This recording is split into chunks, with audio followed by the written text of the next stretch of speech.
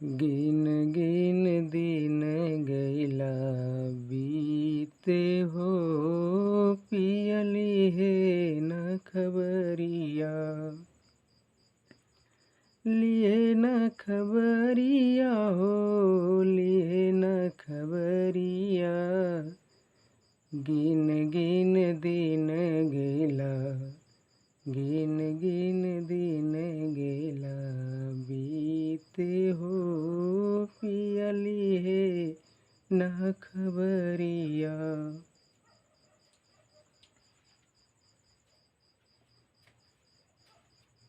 नमस्कार दोस्तों, स्वागत है आपका अपने YouTube चैनल जीएस धमाका विद विकास पे। आज हम जीएस में महत्वपूर्ण टॉपिक पे बात करेंगे, जहां से UPSC, UP PCS, UP triple SC, SSC bank, railway, UP के समस्त exam, Bihar PCS, Uttarakhand PCS, MP PCS, UPSI, UPP, BEd, TGT, PGT, हर जगह एक क्वेश्चन यहाँ से पूछा जाता है। आधुनिक भारत के इतिहास में महत्वपूर्ण टॉपिक पे चर्चा करेंगे, जहाँ से एक क्वेश्चन जरूर पूछा जाता है। टॉपिक है भारत में यूरोपीय कंपनियों का आगमन। क्लास शुरू करने से पहले आप चैनल को लाइक करिएगा, शेयर करिएगा, सब्सक्राइब करिएगा और यार मित्रों को जोड़ने का प्रयास करिएगा। सभी को नमस्कार, जय हिंद, शुभ संध्या। आइए हम शुरुआत करते हैं। भारत में यूरोपीय कंपनियों का आगमन। आइए देखते हैं कौन कौन ऐसी कंपनियां हैं जो भारत में आ रही हैं। सबसे पहले आप देखेंगे कंपनी देश स्थापना और प्रथम कोठी, यानी भारत में प्रथम कोठी का निर्माण कब होता है। तो चलिए हम देखते हैं। एक कंपनी है पुर्तगाली company.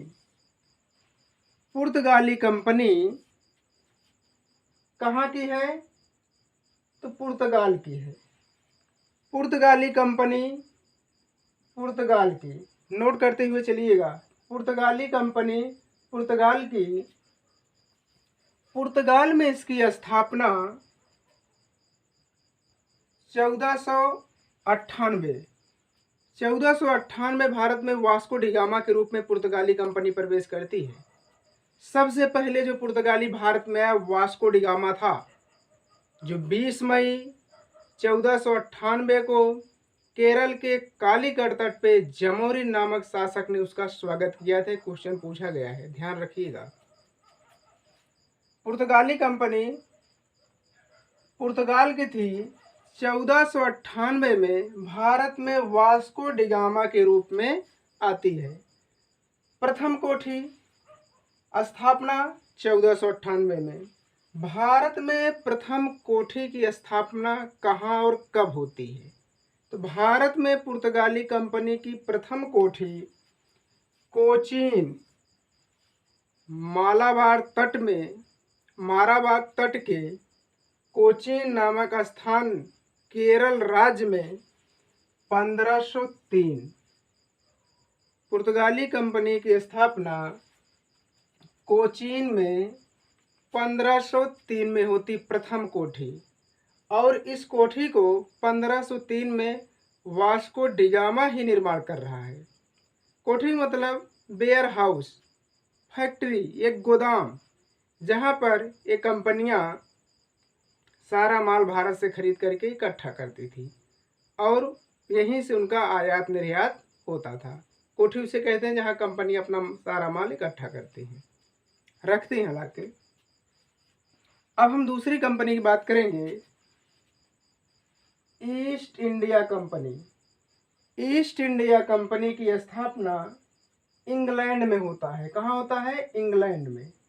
East India company England में 1599 में इसकी स्थापना होती है। कब होती है? 1599 में ईस्ट इंडिया कंपनी की स्थापना होती है। भारत में ईस्ट इंडिया कंपनी की पहली कोठी का निर्माण सूरत में, कहाँ? सूरत में। कब? 1608 में। ईस्ट इंडिया कंपनी का निर्माण भारत में 1608 में पहली कोठी बनती है सूरत में। ईस्ट इंडिया कंपनी की पहली कोठी सूरत में 1608 में। किस देश की कंपनी है? तो ईस्ट इंडिया इंग्लैंड की कंपनी है। इसका निर्माण कब हुआ? 1599 में। नोट। अब हम देखते हैं तीसरी कंपनी को। तीसरी कंपनी जो भारत में आई, Dutch East India company. Dutch East India company का किस देश में निर्माण होता है? किस देश की है? तो नीदरलैंड यानी हॉलैंड की है। Dutch East India Company Netherlands यानी हॉलैंड की है। इसका निर्माण 1602 में होता है।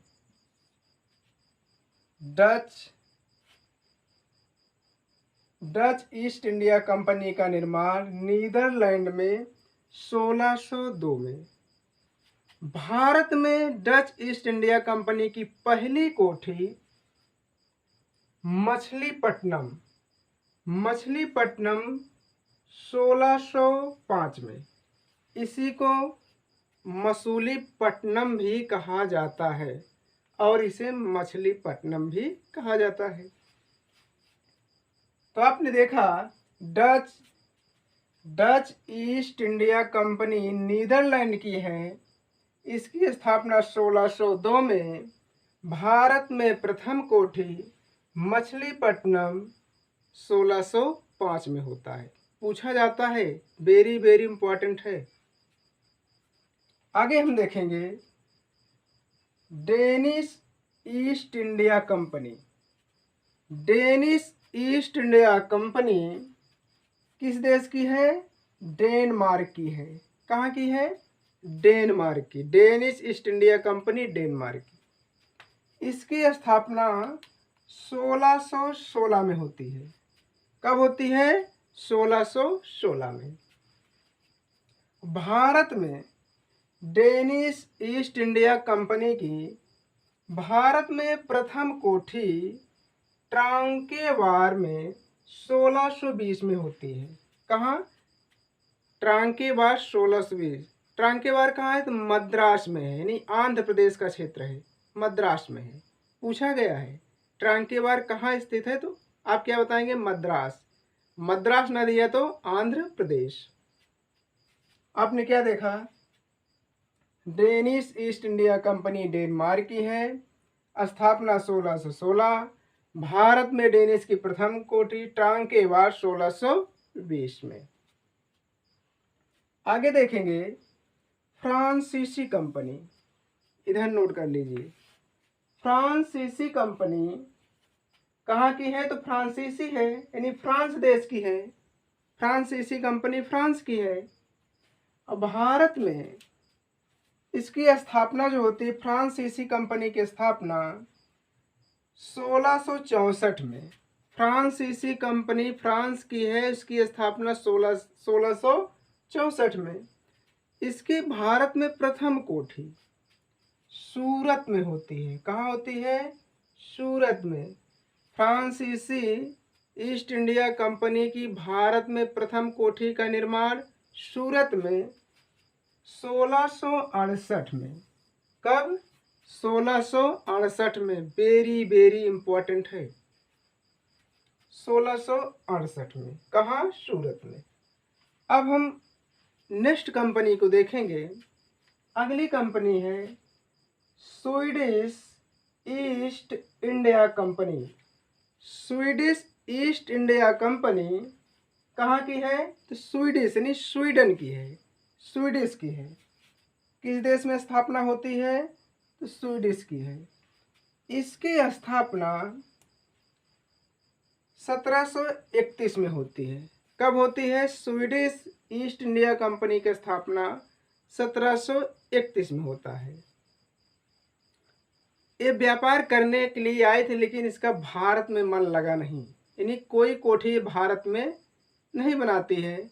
जो थोड़ा बहुत व्यापार किया, बाद में ईस्ट इंडिया कंपनी को अपना व्यापार ट्रांसफ़र करके यहाँ से चली जाती। जब इसका मन नहीं लगा तो भारत से चली जाती है। ये समस्त कंपनियाँ साम्राज्यवादी कंपनियाँ थी, लेकिन जो ईस्ट इंडिया कंपनी है इसके सामने कोई कंपनियां टिकती नहीं हैं, चाहे वह व्यापार के क्षेत्र में हो या राजनीति के क्षेत्र में है। ईस्ट इंडिया कंपनी ने समस्त कंपनियों को धीरे धीरे व्यापार में और राजनीति में पिछाड़ दिया, युद्ध करके यहाँ से भगा दिया। ईस्ट इंडिया कंपनी, पुर्तगाली कंपनी, डच, डेनिश सब के सब यहाँ चले गए। केवल बची तो कौन? East India company. सबसे पहले कौन आई? पुर्तगाली कंपनी। सबसे बाद में कौन गई? सबसे पहले पुर्तगाली आए थे और सबसे बाद में पुर्तगाली गए भी थे। इस बात को भी ध्यान रखना। अब हम देखते हैं आखिर इन यूरोपीय कंपनियों को भारत में आने का क्या रीजन है, क्या कारण है जो यूरोपीय कंपनियां भारत में आ रही हैं। इसका कोई एक कारण नहीं है, इसके कई अनेक कारण हैं। तो आइए हम एक एक कारण को देख लेते हैं। पहला कारण है भारत की आर्थिक संपन्नता। क्या है? भारत की आर्थिक संपन्नता के कारण भारत संपन्न है, तभी तो देश आ रहे हैं व्यापार करने के लिए। दूसरा रीजन है यूरोप में पुनर्जागरण। यूरोप वासी जो थे, भारत में पुनर्जागरण हुआ तो ये लोग जग गए। अब भारत के लोग पुनर्जागरण के बाद भी सोते रहे, तभी तो हमारे देश पे ब्रिटेन ने कब्जा कर लिया। और नेक्स्ट कारण है यूरोपीय शासकों का समर्थन। यूरोपीय शासकों का समर्थन भी मिला था इन कंपनियों का, तभी ये भारत में आ रही हैं। अगला है वाणिज्यवादी नीति। वाणिज्यवादी नीति के कारण ये कंपनियां भारत में प्रवेश कर रही हैं। क्या करने के लिए? पहले तो व्यापार करने के लिए आई थी, लेकिन धीरे धीरे उन्होंने क्या किया? ईस्ट इंडिया कंपनी ने भारत के राजनीति में हस्तक्षेप किया और भारत को पूरी तरह गुलाम बना लिया। तो आइए देखते हैं भारत की आर्थिक संपन्नता। प्राचीन काल से ही भारत क्या था? आर्थिक रूप से संपन्न था। इसे सोने की चिड़िया कहा जाता था। इसका मतलब ये नहीं कि यहाँ की जो चिड़िया है सब सोने की। इसका मतलब है कि भारत बहुत संपन्न था, यहाँ बहुत धन दौलत थी। यही रीजन था यूरोपीय लोग यहाँ आगमन किए। तो आइए सबसे पहले देखते हैं, भारत का क्वेश्चन पूछ ले, ये बात तो आप सुने हो, भारत की सोने की चिड़िया कहा जाता है। लेकिन भारत को सोने की चिड़िया किस पुस्तक में कहा गया और किसने कहा, ये शायद आपको मालूम न हो। तो आइए देख लेते हैं भारत को सोने की चिड़िया किसने कहा। आप यहाँ नोट कर लेंगे, मध्यकाल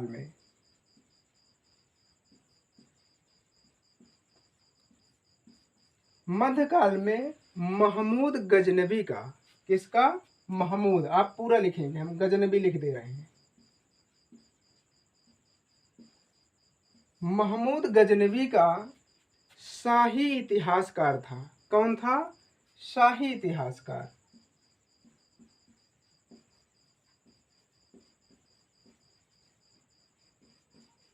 शाही इतिहासकार महमूद गजनबी का शाही इतिहासकार उतबी था। उतबी ने एक पुस्तक लिखा था तारीख-ए-यामनी। महमूद गजनबी का शाही इतिहासकार उतबी था। उतबी ने एक पुस्तक लिखा तारीख-ए-यामनी। उसी में उसने भारत को सोने की चिड़िया कहा है। यही कारण है कि यूरोपीय लोग भारत में व्यापार करने के लिए आते हैं। कौन था? उतबी। इधर हम लिख दे रहे हैं, महमूद गजनबी का शाही इतिहासकार कौन था भैया?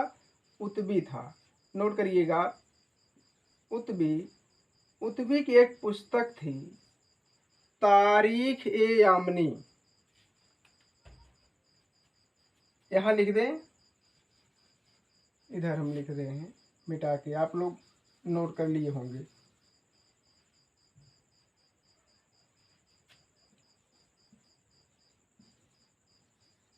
तारीख ए यामनी।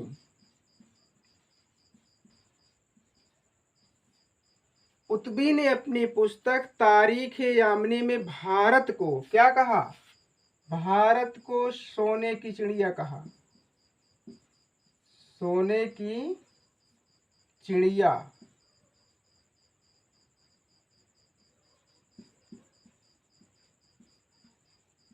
सोने की चिड़िया कहा। किसने कहा? महमूद गजनवी का शाही इतिहासकार उतबी ने भारत को अपनी पुस्तक तारीख यामनी में सोने की चिड़िया कहा। यही कारण है यूरोपी लोग भारत में किस्से कहानियों में सुने थे और पुस्तक में उसको प्रूफ मिल गया। ये शाही इतिहासकार मतलब सरकारी इतिहासकार। शाही इतिहासकार मतलब सरकारी इतिहासकार, इनकी बातें प्रूफ होती हैं। एक विवरण मिला, एक विवरण और मिलता है। इटली का एक नागरिक था, आप लोग लिख लीजिएगा। इटली का एक नागरिक था मार्को पोलो, एक व्यापारी था। ये भारत में लगभग 1293-94 में आता है। कौन? Marco Polo. इसने अपना यात्रा विवरण लिखा था, मार्को पोलो का यात्रा विवरण। सबसे पहले भारत में, नोट करते हुए चलिएगा, भारत में दक्षिण भारत की यात्रा करता है, ज़्यादा भ्रमण करता है दक्षिण भारत में। दक्षिण भारत में पांड राज्य में, और यहाँ के शासक थे सुंदर पांड और वीर पांड। और इसने यात्रा विवरण में बताया था भारत एक धनी और संपन्न देश है। भारत एक सोने की चिड़िया। वास्तव में भारत में बहुत सारा धन है। एक विवरण यूरोप वासियों को ये मिल गया। इससे भी यूरोपियों का आकर्षण भारत की तरफ बढ़ा। जब इटली का नागरिक मार्को पोलो आया था, इसी के थोड़ी देर बाद लगभग 96-97 में भारत का शासक अलाउद्दीन खिलजी बनेगा। इटली नागरिक मार्को पोलो ने एक विवरण दिया।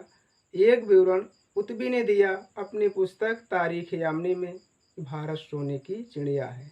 इसे नोट कर लीजिएगा। यहाँ से एक क्वेश्चन आपको जरूर मिलेगा। तो वीडियो कैसे लगा? नेक्स्ट टॉपिक आपको अगले पार्ट में मिलेगा।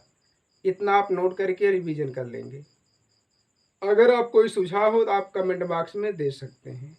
वीडियो कैसे लगा आप लाइक करिएगा, शेयर करिएगा, सब्सक्राइब करिएगा, कमेंट बॉक्स में बताने का प्रयास करिएगा। सभी को नमस्कार, जय हिंद।